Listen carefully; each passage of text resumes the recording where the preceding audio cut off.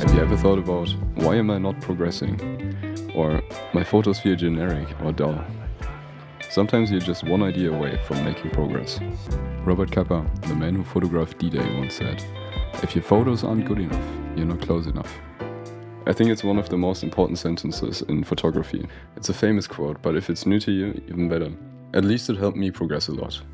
It can be interpreted in different ways, but today we'll focus on being actually physically close.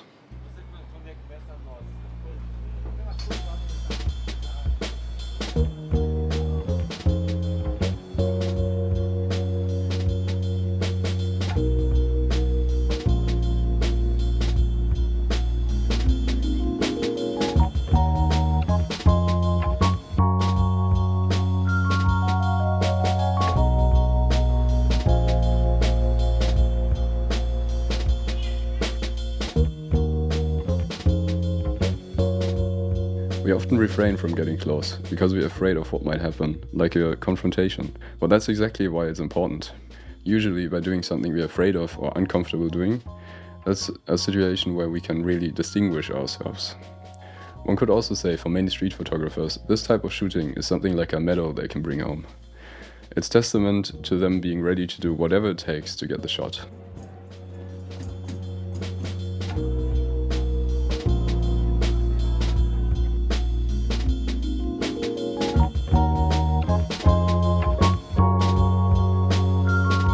The first thing to understand is that shooting up close often goes hand in hand with shooting wide-angle lenses, like a 28 or 35, or maybe even wider, just because people take up so much real estate in the frame, so it's a good idea to make the frame even larger. It also means that the perspective is really dynamic. Facial features get exaggerated the closer one moves towards the camera. It's a question of focal length, but also of distance to camera. That's why we can tell if a photo was shot from up close or far away.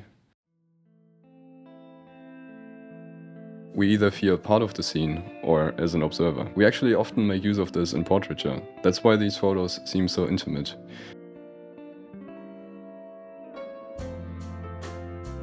You get close and you have a connection with the subject. Of course, it's quite different to photographing on the street, but you get the idea.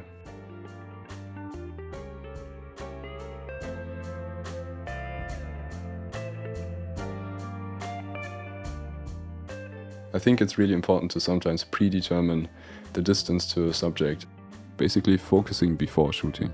In other words, zone focusing.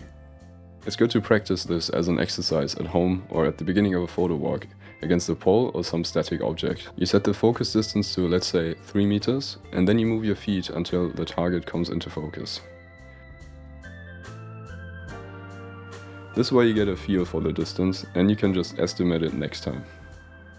I find this super beneficial to being creative.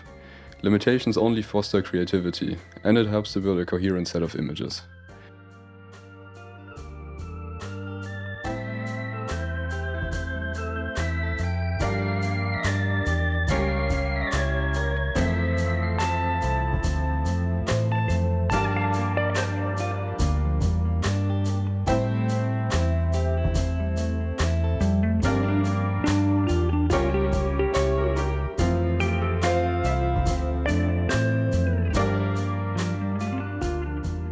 Looking at famous photographs from Alex Webb or Cartier-Bresson, you get the impression that close means something like 1 to 3 meters or maybe 1 to 5.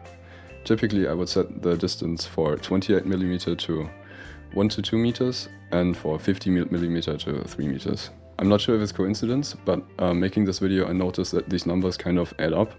So 1.5 meters on a 28, I feel like feels similar to 3 meters on a 50 millimeter. Let me know if you feel the same in the comments.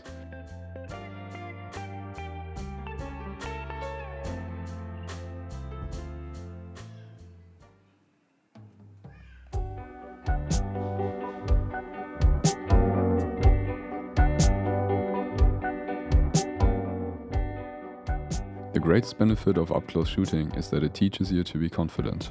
You have to be upfront about what you do. It forces you, if you want it or not, to commit to taking the photos and not act like you're not taking one. You sometimes end up having conversations with strangers, just because they get curious. I definitely had my fair share of conversations and confrontations before, but I've never been asked to delete a photo. A smile and being honest about what you do goes a long way. I think, honestly, it's best to get the first confrontation behind you, just so you know it's actually not that bad. Confidence comes with practice, and with it comes relaxed body language. People subconsciously react to it.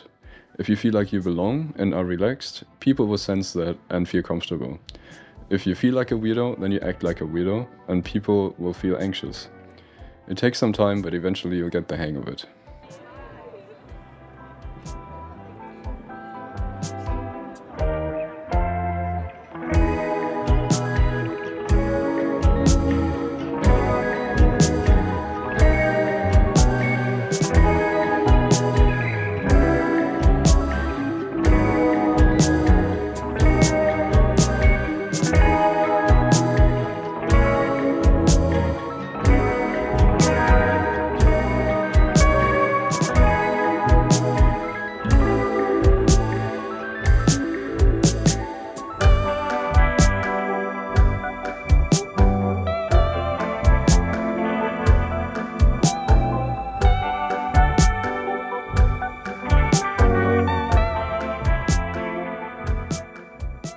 I think comfortably shooting up close is a great skill to have, but I don't think everybody should shoot like this all the time. That would be terribly boring, I think. Of course, some people take this to the extreme and make it their own style. Check out Bruce Gilden, for example. Personally, right now, I see it more as a tool in the toolbox. I use it when I need it, but I'm also happy to take a step back if the shot requires it. Most importantly, it taught me to be confident and relaxed out on the streets. When I went to Morocco last year, I mostly shot on a 50mm, but it was still super beneficial to have that confidence because Moroccans usually aren't very keen on having their photo taken. And even though you're out there and photographing them nonetheless, it just helps to have positive body language. That's all I have for today. I hope you enjoyed the video and see you next time.